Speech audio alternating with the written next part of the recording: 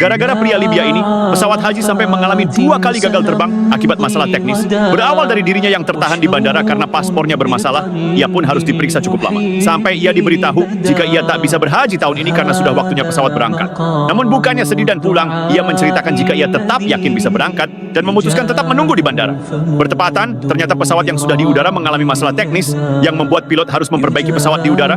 Setelah itu siapa sangka, pesawat kembali alami gangguan kedua dan terpaksa mendarat di bandara. Setelah diperbaiki, pilot pun membuat pernyataan mengejutkan, sepertinya pesawat tak akan bisa terbang tanpa pria Libya itu. Masya Allah.